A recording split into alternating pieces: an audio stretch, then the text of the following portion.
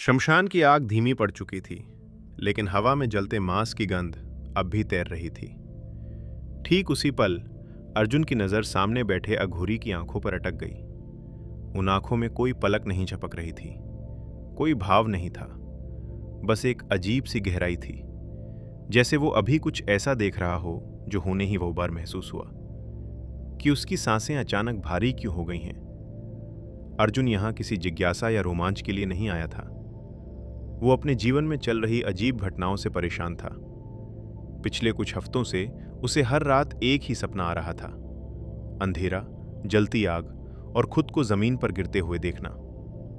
जब उसने सुना कि इस शमशान में रहने वाला अघोरी लोगों का भविष्य देख सकता है, तो वो खुद को रोक नहीं पाया।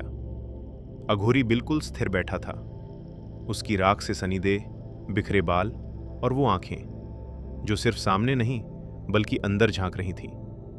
अर्जुन को लगा जैसे उन आंखों ने उसके शरीर को नहीं, उसकी आखिरी सांस को देख लिया हो। उसी क्षण हवा तेज हो गई और शमशान की आग फिर भड़क उठी। अर्जुन को याद आया कि शहर में रहते हुए भी वो खुद को असुरक्षित महसूस करने लगा था। अचानक लाइट चले जाना, खाली कमरों में किसी के चलने की आवाज और हर आईने में खुद को थका हुआ देखना, वो सब संकेत शायद पहले से मौजूद थे, लेकिन आज इस शमशान में वो सब जैसे एक साथ जुड़ रहे थे। अघोरी की आंखों से नजर हटाते ही अर्जुन के सिर में तेज दर्द उठा।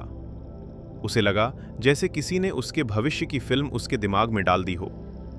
सड़क पर पड़ा उसका शरीर, भीड़ नहीं, आवाज नहीं, बस एक अजीब सी शांति। ये कोई कल्पना नहीं थी, ये बहुत साफ था, बहुत असली। उस रात के बाद अर्जुन बदला हुआ था। उसने लोगों से मिलना कम कर दिया। हर दिन वही डर, वही एहसास कि समय खत्म हो रहा है। सबसे अजीब बात यह थी कि अब उसे सपने नहीं आते थे, जैसे जो देखना था वो दिखाया जा चुका था। ठीक 7वें दिन उसी शमशान के पास एक सड़क हादसे की खबर आई। कोई नहीं जानता था कि वो आदमी वहां क्यों था। बस इतना कहा गया कि उसकी आंखें खुली थीं, जैसे वो मरने से पहले सब कुछ जान चुका हो। अघोरी उसी जगह बैठा था, उसकी आंखें फिर खुली थीं और उनमें अब कोई भविष्य नहीं था, क्योंकि वो पूरा हो चुका था।